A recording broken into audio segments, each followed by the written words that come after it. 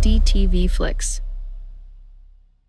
Hi, y'all, and welcome to the Coffee Break Podcast. I'm your host, Kenzie, and today's guest is Janell Smith, a powerhouse in martial arts, filmmaking, and entrepreneurship. Janell went from IBM to kickboxing, from training actors to founding 2 streaming platforms, all while championing independent creators and reminding us all to fall forward with grace. STLL Studios is a full-service production agency that partners with people, brands, and agencies to bring their unique stories to life for TV, socials, or ads. Contact us at hello@stllstudios.com. Janell, thank you so much for being here. Kenzie, that's awesome. Thank you. Thank you so much. Oh, and thank you, Lester.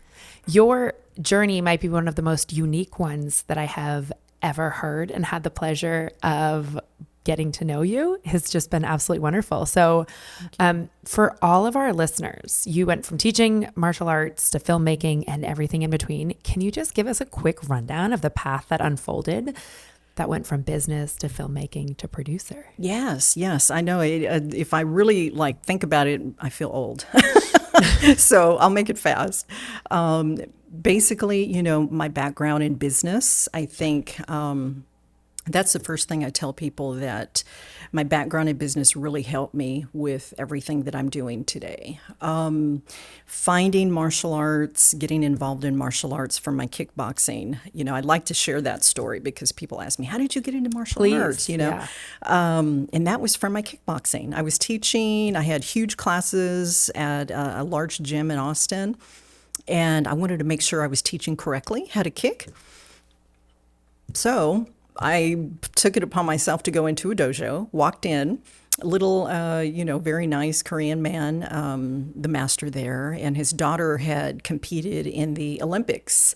So they were really good. Yes, that's incredible. High level training. And I walked in, my first day of training. I told him, I'm a trainer and I teach kickboxing. And, he definitely knocked me down a few notches. He's like, oh, really? Well, let's see what you can do, and I died, basically.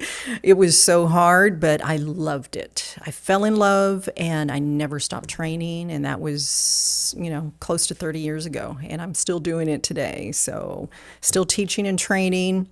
I have 2 black belts in Taekwondo, and then 5th Dan in Tukang Musul, and I love it. I love training. I feel like it keeps my mind clear, keeps my heart clear, keeps, motion is lotion. So anyway, from the martial arts, my future teacher, master, mentor, Grandmaster Waneke, worked on a film in Austin called Sin City. And he was asked to train Devani Aoki, the lead actress. So everything she does is our style, and she did beautifully. And we also had Frank Miller come to the school. So he trained. They're both honorary black belts. And that opened the door for us. We started training more actors and actresses, and he would ask me to help. And I loved it and realized that this is something I enjoy doing. Got into doing some stunts myself, stunt woman for a short while. Realized that's a lot of work, a lot of bumps. Hold on. I'm going to interrupt because this was ahead. one of the coolest parts. Yeah. You said you were a stunt woman for a video game, correct? Yes. And then you later found out that it was Star Wars. Yes. That was so cool to hear that. Unveiled during a huge video game conference for Connect. And I remember when I saw the video, we were on the big Megatron. I'm like, they didn't tell me that was for this, But I was one of the stormtroopers, in the video game. It just opened so many doors that just made it so fun. And I enjoy movement. I enjoy art, and that's what led me into martial arts. I'm an artist. I love to draw and paint. But on the art side, I did realize that the business side was very important. And that's your background. Yeah. Right. I have a degree in business. Started out before IBM. I was a loan officer, teller at a bank, so I still have a hard time believing that. I don't know how I was able to sit in a cubicle, for 8 hours. I could not do it today. So yeah, that's kind of zigging and zagging. I like to tell people that when a door opens, I'm one of those I just go through. If an opportunity presents itself, try it. That's where the failing forward comes in. We don't know it all. We're not going to always have it all figured out. But try, and see what happens. And sometimes it's a wonderful, happy accident. And then sometimes it's like, okay, back to the drawing board. Yeah. That didn't work. So yeah, I'm zigging and zagging. Did I cover everything? I think so. So from training actors for stunts and choreography, that is what got you into creating your first film in that film industry. What was that transition like? From you didn't have any film background, just the business background. And a lot of filmmakers go from filmmaking to business and struggle with that. But you already had the business side. So what was that transition like? Going from, hey, I'm going to do this. I don't know much about the film industry, but I'm going to go for it. Yeah.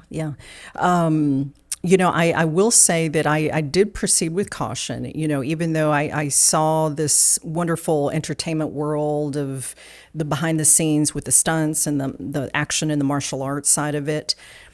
I started offering my services for free for UT Austin. So I worked with a lot of up and coming directors, and I would tell them, hey, if you need any action in your film, just give me a call. I'm happy to help. I'm not going to charge you. Just if you need, I want to be there. So I did maybe 10 to 15 short films, a lot. And I would just donate my time and services because I wanted to learn. And that was kind of like on the job training, with all of these directors, learning the behind the scenes, learning the cameras, learning angles, everything. So that was my school. And I learned so much. But then I also realized, okay, I need to start making money. Yeah. All the free stuff was kind of getting out of hand, and I was getting a lot of calls. And I'm like, okay, I would love to, but, now I need to try to make this a business, now that I've learned the ropes. When I saw producers coming in and doing, putting the projects together from line producing, putting the budgets, putting the team together, I stepped back and I'm like, this is business. This is all, it's a little business. Every project basically is a small business. So you just have to know how to run a small business. And I think my leadership skills, came into play and really helped with that. So I said, okay, I'm going to start producing. And if I can add the element of action and do some stunt coordinating on the side, I still want to do that because that's my passion, right? The producing side, that was a lot of fun too, but I still love coming in and doing the choreography and training the actors. That's the most fun. I really enjoy it. And it's another language, when you add stunts and action to your film, it's adding to the feeling, Yeah. I often tell new directors, don't throw action in just for the sake of action, make sure that the audience can relate to the story and connect with the reason why this actor is throwing a punch or, taking out the bad guy. You want to make sure they have emotion. Yeah. Emotional content. That's what Bruce Lee said. Exactly. It's a purpose. It's moving the story forward for a specific reason. Yes. Remind me what the first film you produced was. Oh, good question. Oh, dear. Or one of them. Okay. But I just want to segue into the finance side because what I have friends that produce, and one of their biggest struggles is always crowdfunding. Yeah. Funding. Yeah. And I mean, you're so personable. You have the business side and the leadership.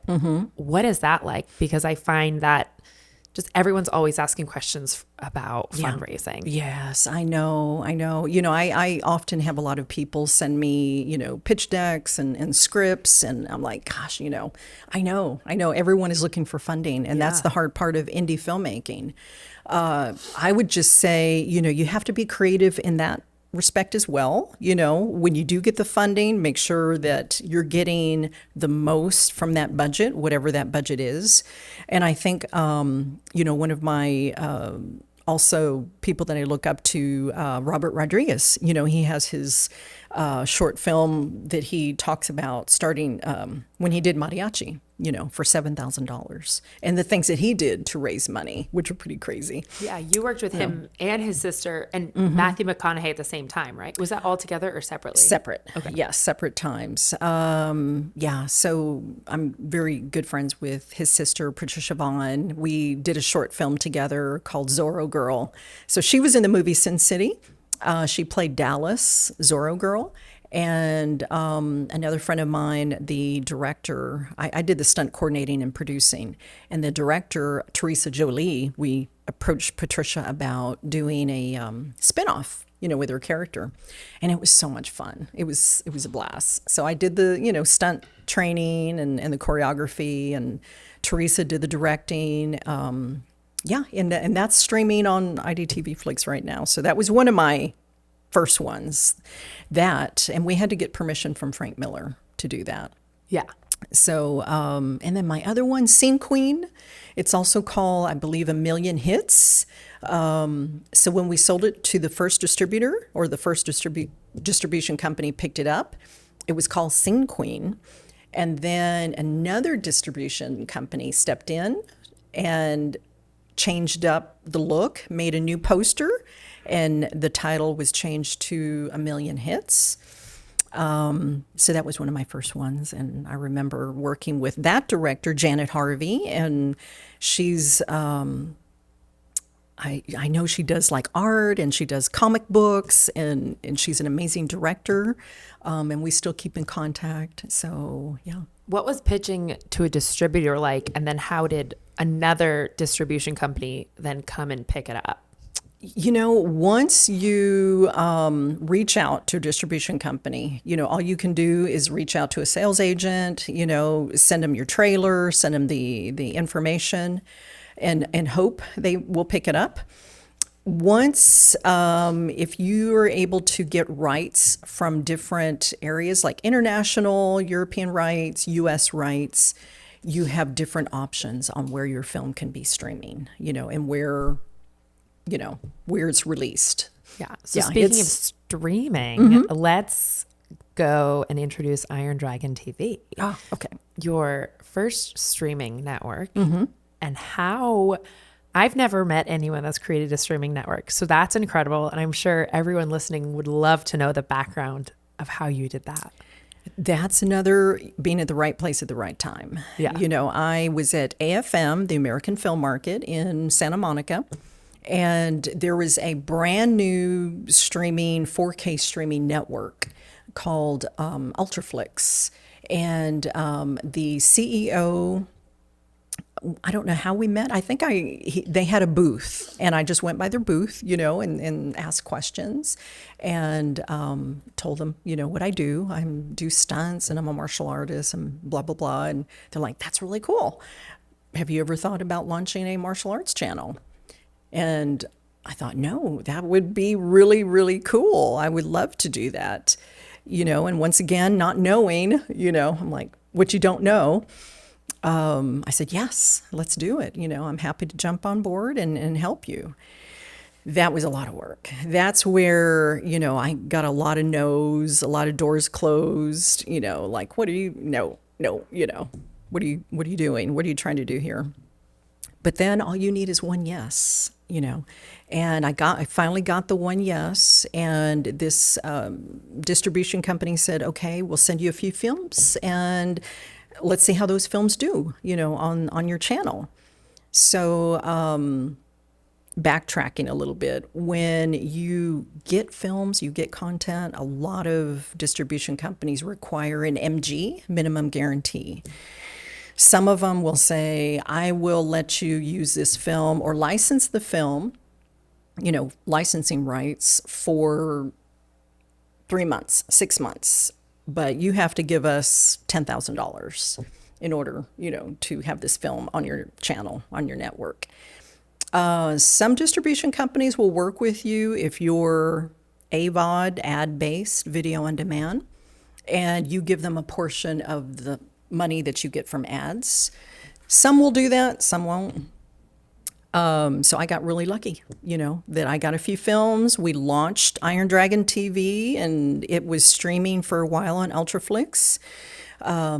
Their thing was they pitched it as the first 4K network. And that was, 10, 15 years ago when 4K was just coming out. Maybe 15 years ago now? I don't know. Long time ago. Yeah. So when that happened, we were doing really, really well. But the network started not doing so well. So I thought, I worked so hard, to create this channel. I'm going to take the content that I have and just create a standalone network, Iron Dragon TV. So I took my content, launched Iron Dragon TV. I know I make that sound easy. I had to get tech engineers to create the codes, to create the different platforms. Was that the toughest part, the tech side that you knew the business, and right?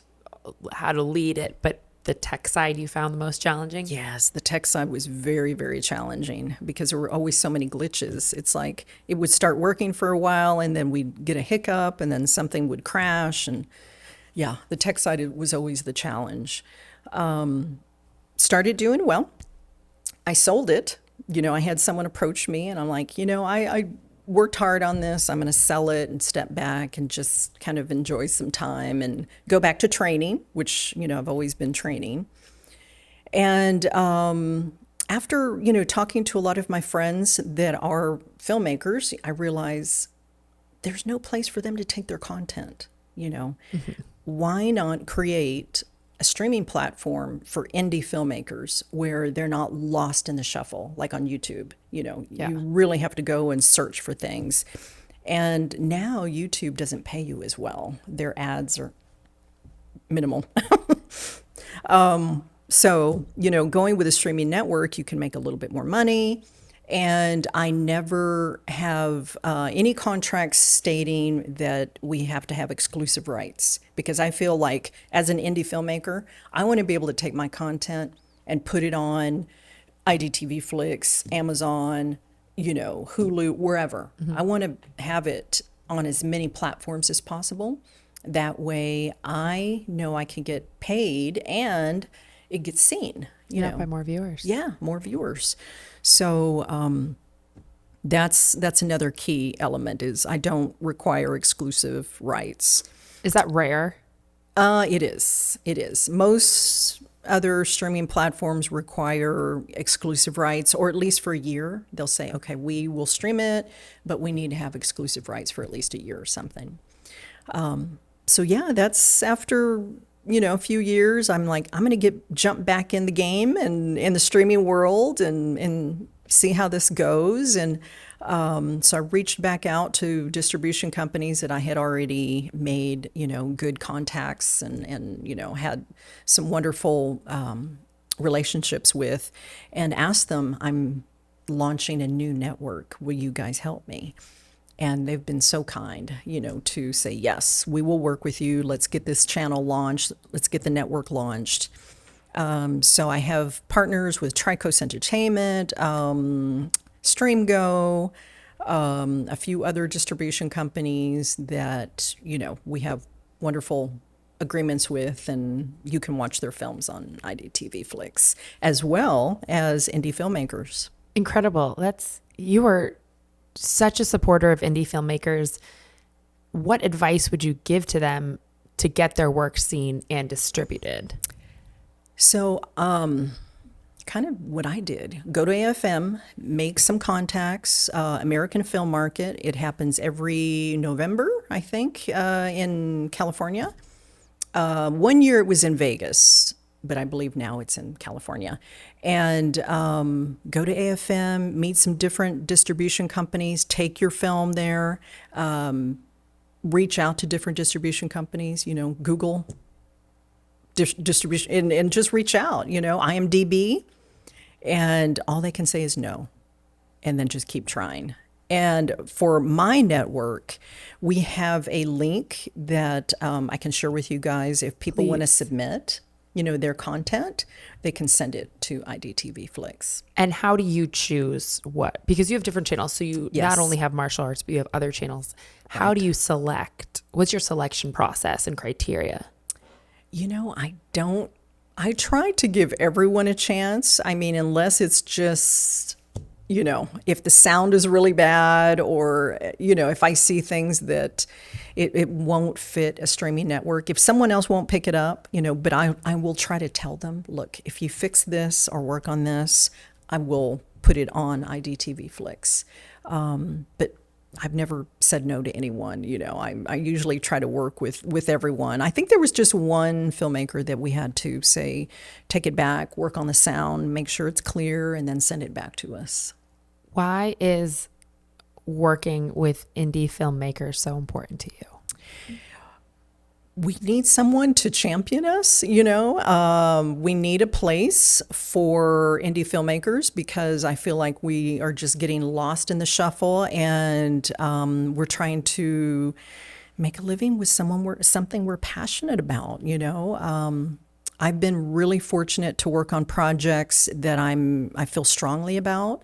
One of my other short films that's on the network is called Slaves. And I was on the board for PACT, Partners Against Child Trafficking.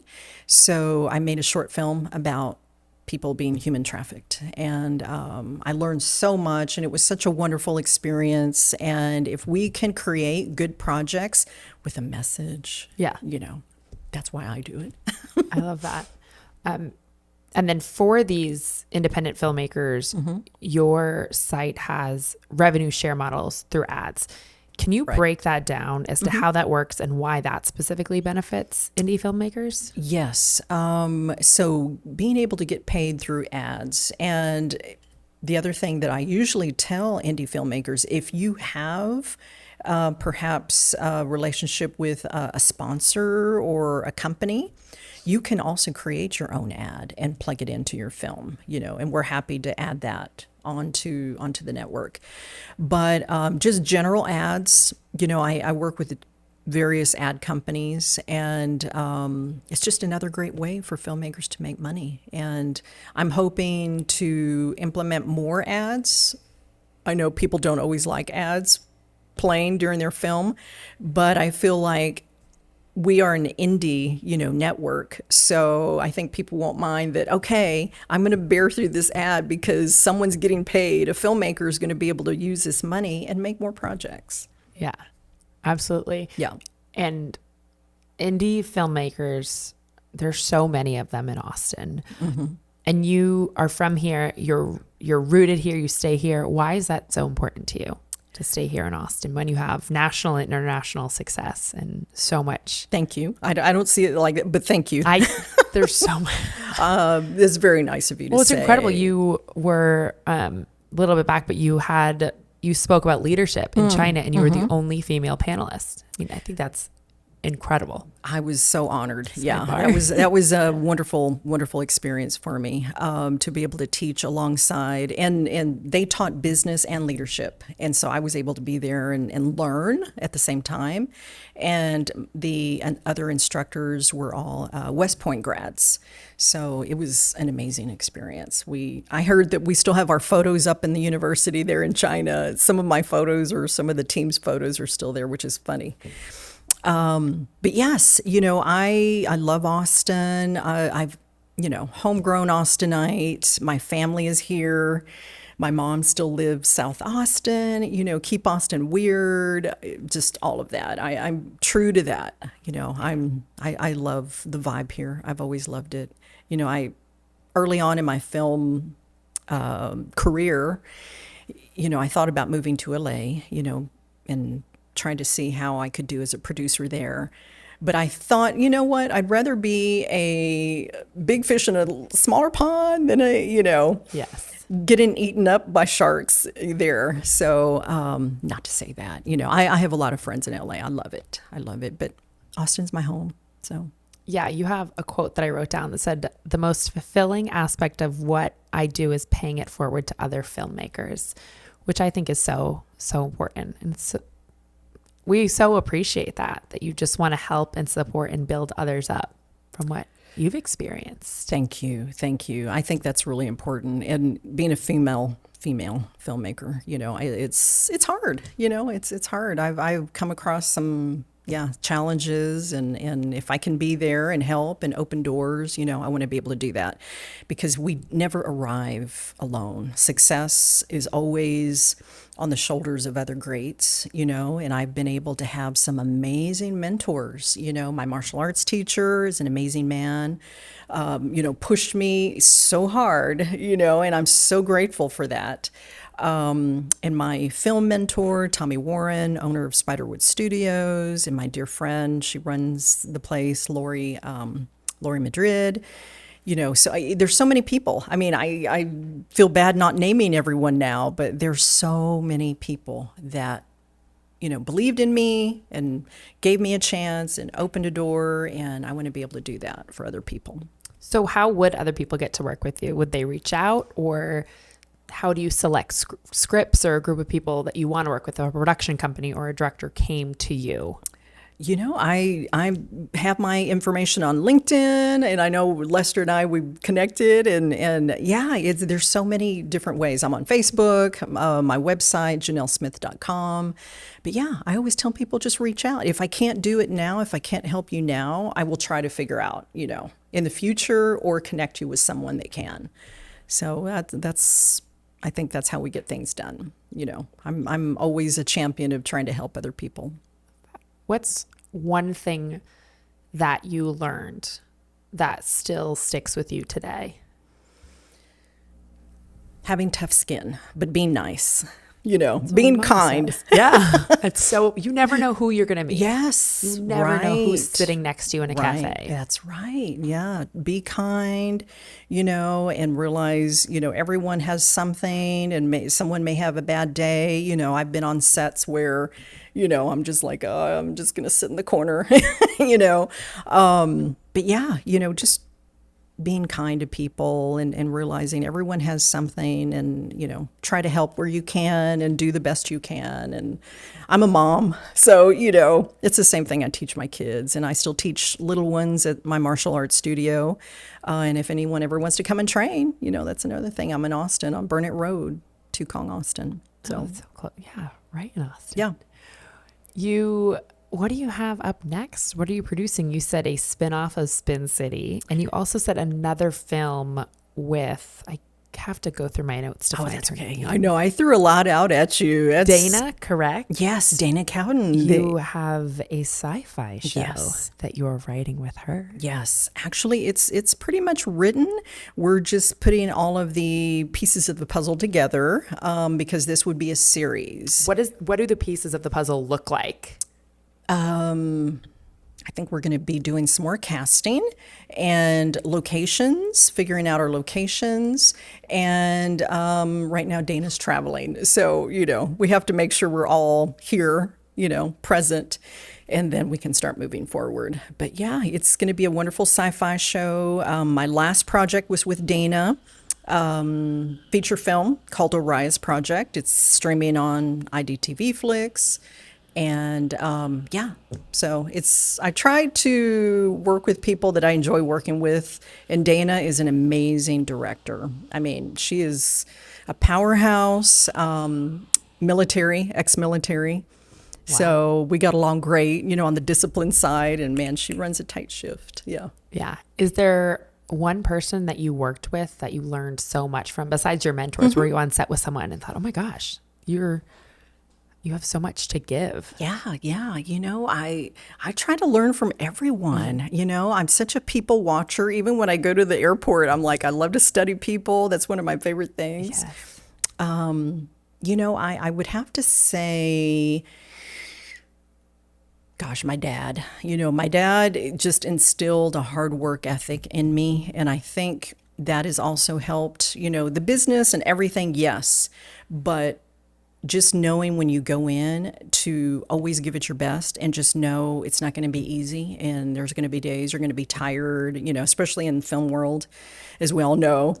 I remember one time I was a stunt woman on another project, and I was on set for like 16 hours, and I got home tired, covered in dirt, so tired I couldn't even make it to the shower.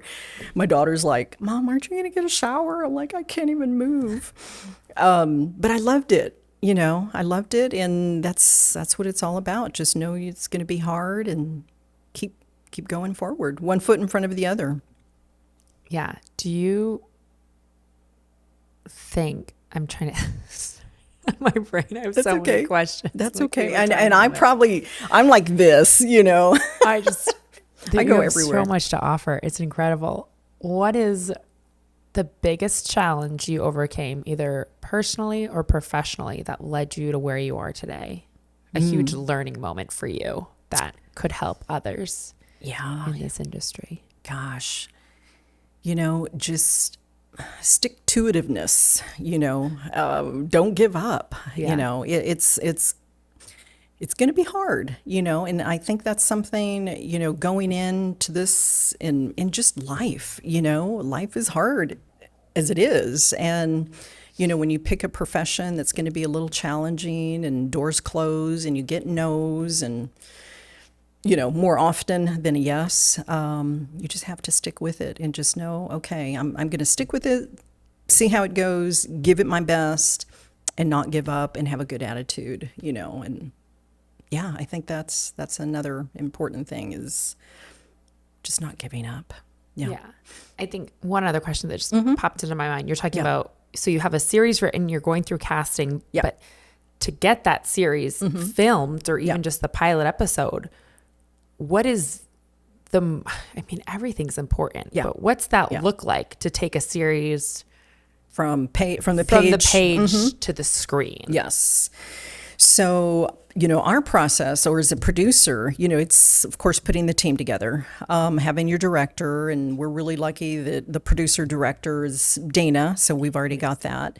Getting it cast, putting all the actors in place. How do you cast? Do you go through Actors Access, or people that you ask them to read for you? I think the past few projects we've used some of the same people, so I have a little group of actors that worked on Arias. And before that, we shot another feature film called Nova, another sci-fi, and it was the same actors. And then in between that, we shot a short film called My 01. And we used some of the same actors. So, yeah. But I think this next project, it's being a series, we have an opportunity to work with more people. So we're going to be opening that up. And yes, Actors Access, there's so many different places. We try to use social media, reaching out to different platforms, wherever we can find actors, and getting the information out there. I'm sure we're going to do another casting maybe in a couple of months. As soon as Dana gets back from vacation, we're going to try to get started on that. But getting your actors in place, having a reading, setting up a table read to see, how everything is coming together, making sure we did cast correctly, getting our location. Of course, number one is budget, Yeah. So do you reach out to investors, or do you have people that... Sorry. Yeah, no, so many questions, but, that's good. Yeah. How do you get an investor involved? Yes. So what we also try to do, or what I try to do, is reach out to companies that maybe want product placement. And, I'll say, hey, Never thought of that. Would you like to be a part of this? We can highlight your product. And you can be associate producer, we'll give you that title, and, whatever funds you give, this is going to go towards the producing of the project.